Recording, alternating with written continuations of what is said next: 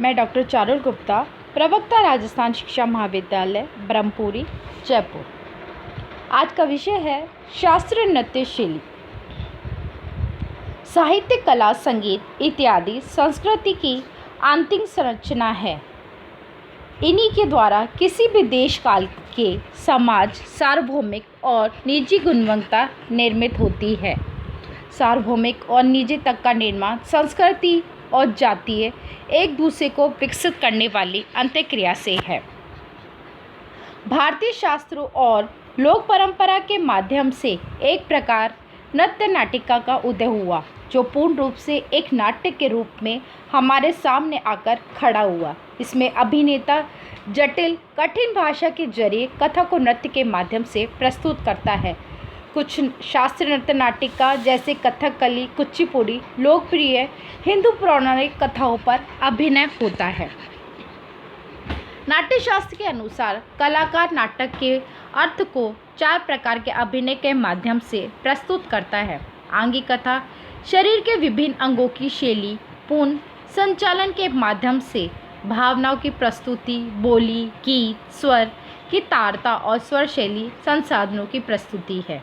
नृत्य में अभिनय के माध्यम से अंग संचालन द्वारा भावों को निष्पत्ति में अपनी बहुमूल्य योगदान देते हैं, लेकिन जब भावों को लोक विशेष द्वारा उन्मुक्त में स्वतंत्र अभिव्यक्ति प्रदान की गई तो उसने लोक नृत्य का रूप धारण कर लिया।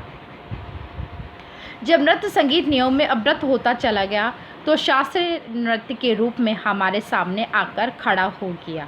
इस शास्त्रीय नृत्य को हमने 7 शैलियों के द्वारा बांटा गया है: भरतनाट्यम, कथकली, मणिपुरी, कथक, उड़ीसी नृत्य, मोहिनी अट्टम जो केरल का है और कुचिपुड़ी आंध्र प्रदेश का। कथक नृत्य भारतवर्ष में जो शास्त्रीय नृत्य प्रचलित है उनमें कथक नृत्य बहुत महत्वपूर्ण योगदान रखता है। यह उत्तर भारत का प्रचलित शास्त्रीय नृत्य माना गया है। कथक शब्द की उत्पत्ति कथक से हुई है।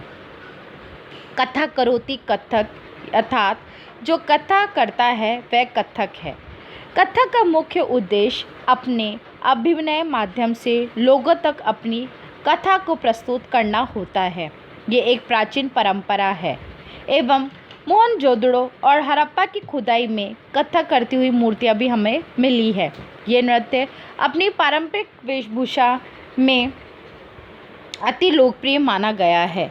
इसमें जिन वाद्यों का प्रयोग किया जाता है वो है तबला और पखावज। इसमें घुंघरूओं को भी विशेष योगदान रहा है। नर्तक तोड़े, परन, टुकड़े के साथ अभिनय एवं भाव के साथ अपनी कला को प्रस्तुत करता है। भरतनाट्यम इस नृत्य का उदय दक्षिणी भारत के मंदिरों तथा राज दरबार में हुआ। 19वीं शताब्दी में इसे प्रदर्शनकारी कला का दर्जा प्राप्त हुआ। देवदासी प्रथा में यह नृत्य पीढ़ी दर पीढ़ी चलती रही। देवदासियों मंदिरों में धार्मिक अनुष्ठानों के समय ये महिलाएं नृत्य करती थीं। पुरुष गुरु देवदासियों को शिक्षा देते थे। ये नृत्य प्रकार केवल मंदिरों में ही होते थे। मंदिरों से बाहर इन्हें प्रदर्शन नहीं किया जाता था। राजशाही और सामाजिक परिवर्तनों के कारण मंदिरों में नृत्य करने वाली नृत्यंगनाएं आर्थिक समस्याओं में घिरने लगी और वेश्यावृत्ति का उन्होंने राह अपना लिया। कृष्ण अय्यर और रुक्मणी देवी अरुंदले ने भरतनाट्यम को समाज की परिधि में पहुंचाया और मंच प्रदर्शन आरंभ कर दिया। धार्मिक चरित्रों पर ही नृत्य प्रदर्शन किया गया, जैसे राम और कृष्ण आदि। वर्तमान में भरतनाट्यम बहुत ही लोकप्रिय हो चुका था और व्यापक रूप से इसका प्रदर्शन हो रहा था। अंतर्राष्ट्रीय स्तर पर पुरुष और महिलाएं इस नृत्य को करती थी। इसमें जिन वाद्यों का प्रयोग किया जाता था वो है मृदंग, वायलिन, वीणा और तलम वाद्यों का प्रयोग इसमें होने लगा। मणिपुरी अति सुंदर नृत्य शैली है। मणिपुर पूर्वी भारत का अत्यंत सुंदर प्रदेश है। मणिपुर के निवासी पहाड़ों तथा ढलुवानों में निवास करते हैं। मणिपुर के लोग दैनिक जीवन के एक अभिनय अंग के रूप में विभिन्न अवसरों पर नृत्य प्रदर्शन करते हैं, जैसे विवाह, पारिवारिक उत्सव, भगवान आराधना आदि। मणिपुर में प्रतिवर्ष लई हारोबा उत्सव मनाया जाता है। इस उत्सव में लोग अपने परिवार, समाज और गांव की सुख शांति के लिए वन देवताओं की आराधना करते हैं। इस नृत्य के विकसित और परिवर्तित रूप आज का मणिपुरी नृत्य है, जो समूह में तथा एकल नृत्य दोनों तरह से प्रस्तुत किया जाता है। मणिपुरी नृत्य में संकीर्तन और रासलीला को विशेष ख्याति प्राप्त है। राधा और कृष्ण विशेषज्ञ है। मणिपुरी नृत्य की वेशभूषा में विचित्रता होती है। नर्तकियाँ कमर से एड़ी तक लंबी स्कर्ट पहनती है, जो खूबसूरत कढ़ाई से सुकृत होती है। श्री कृष्ण बने नर्तक सिर पर खूबसूरत लंबा नीले रंग का मौन मुकुट होता है। पुंग और मंजीरा वाद्य इसके प्रमुख वाद्य होते हैं। मोहिनीअट्टम ये नृत्य शैली भी केरल की बहुत प्रसिद्ध नृत्य शैली मानी गई है। अत्यंत आकर्षण स्त्रियां नृत्य, इस नृत्य में दर्शक मंत्रमुग्ध हो जाते हैं। नृत्यज्ञ श्वेत और सुनहरे रंग की वेशभूषा धारण करती है। बालों को भी अत्यंत सुंदर ढंग से बनाया जाता है। मध्यम गति का यह नृत्य सौंदर्य से परिपूर्ण होता है। यह नृत्य शैली शरीर के ऊपरी हिस्से झूले की तरह नियंत्रित किया जाता है। पैरों को प्लायर, तार काटने या मोड़ने वाला औजार की स्थिति में रखा जाता है। इस नृत्य में आँखों की विशिष्ट भूमिका होती है। आँखों का इसमें विशेष ध्यान रखा जाता है। इस नृत्य शैली का उल्लेख 18वीं शताब्दी में मिलता है। 19वीं शताब्दी में महाराजा स्वाति तिरुनाल ने इस शैली को विशेष संरक्षण दी। 20वीं शताब्दी में महान कवि वल्लथोल ने केरल कंडलम की स्थापना की और मोहिनीअट्टम तथा कथकली को खूब प्रोत्साहित किया गया। यह नृत्य भारतीय पौराणिक कथाओं में किया जाता है, साथ ही इसके विषय प्रकृति पर आधारित होते हैं। यह महिलाओं द्वारा किया जाने वाला प्रमुख नृत्य माना गया है, परंतु आजकल इसे पुरुष भी करते हैं। इनमें जिन वाद्यों का प्रयोग किया जाता है वो है चिंडा, एथालम, भारम और झांझ आदि। कथकली कथकली संसार की प्राचीनतम नाट्य शैली है।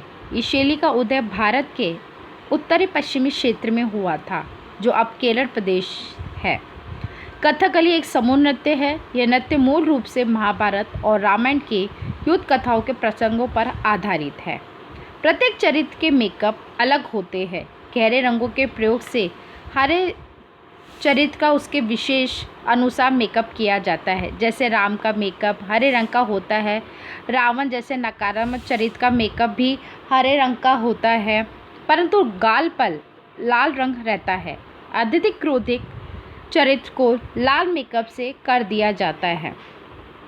जंगल के लोग जैसे शिकारी को काला मेकअप दिया जाता है। स्त्रियों को सन्यासियों का चेहरा पीला रखा जाता है। इस शैली में अति विकसित हस्त मुद्राएं समाविष्ट है। हाथ की मुद्राओं से कलाकार पूरी कहानी को कह देता है। शरीर की गति और पैरों का काम बहुत ही असाध्य होता है। पैरों को उठा उठाकर इसमें नृत्य किया जाता है। कलाकार का परिधान और मेकअप इसमें आश्चर्यचकित कर देने वाला होता है। अंत में देवता राक्षस पर विजय प्राप्त कर लेते हैं। चेंदा, मंदलम, सिम्बलम और एला तालम वाद्यों का इसमें प्रयोग किया जाता है। कुचिपुड़ी कुचिपुड़ी नृत्य भी बहुत प्रसिद्ध नृत्य माना गया है। इस नृत्य का नाम कुचिपुड़ी रखा गया। इस नृत्य को ब्राह्मणों द्वारा किया जाता है। कुचिपुड़ी का जन्म भगवत मेला नामक नृत्य शैली से माना गया है। सन 1960 में ये एकल नृत्य के स्वरूप में मंचों पर प्रदर्शित किया जाने लगा। यह नृत्य बहुत तेज़ी से किया जाता है। पैरों में गोलाई से बहुत अधिक तेज़ी से इसे घुमाया जाता है। कुचिपुड़ी एक विशिष्ट लोकधर्मी नृत्य है। इस नृत्य के कुछ तत्व भरतनाट्यम के समान हैं। कुचिपुड़ी नृत्य के कई प्रकार हैं। पूजा, जतिस्वारम, शब्दम, तरंगम, कीर्तन और तिलानम। तरंगम और नृत्य के नाम से भी जाना जाता है। पीतल की थाली के किनारे धार पर पैर रखकर कलाकार इस पर नृत्य करता है। भगवान श्री कृष्ण की आराधना के लिए ये नृत्य किया जाता है। ताल की विभिन्न गतियाँ और जातियाँ होती है। तरंगम में एक बहुत बड़ा आकर्षण ये है कि जो मृदंग बजाने वाला जवाब नृत्य करने वाले कलाकार की थाली की गति से चलता है। इसमें कुछ वाद्यों का प्रयोग किया जाता है। बांसुरी, वायलन, तल्लम आदि वाद्यों का इसके अंदर प्रयोग किया जाता है। ओडिसी नृत्य। ओडिसी नृत्य भी एक प्राचीन नृत्य माना गया है, परंतु ओडिसी अपने नाम से उड़ीसा राज्य के नृत्य का प्रतिनिधित्व करता है। ये अत्यंत शास्त्रीय नृत्यों की तरह इस नृत्य शैली को भी बहुत ही सी कठिनाइयों का सामना करना पड़ा। 1930 और 40 के दशक में तो इस नृत्य को बहुत कम कलाकार रह गए थे। ओडिसी का आधुनिक स्वरूप 20वीं शताब्दी में उभर कर आया। अब तो यह नृत्य अत्यंत ही लोकप्रिय नृत्य माना गया है। ओडिसी नृत्य के भी दो प्रमुख पहलू हैं, नृत्य और अभिनय।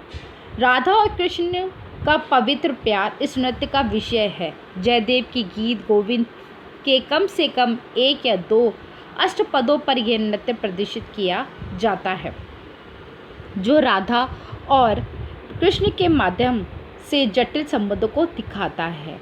इस नृत्य शैली में त्रिभंगी का प्रयोग होता है। शरीर को 3 स्थानों से मोड़ा जाता है। इस नृत्य में वस्त्रभूषण एवं अन्य सजा सजा की अनोखी परंपरा है। ओडिसी को एक कठिन नृत्य माना गया है। इनमें जिन वाद्यों का प्रयोग किया जाता है वो पखावज, तबला, हारमोनियम, बांसुरी, झांझ वाद्यों का इसमें प्रमुख प्रयोग होता है।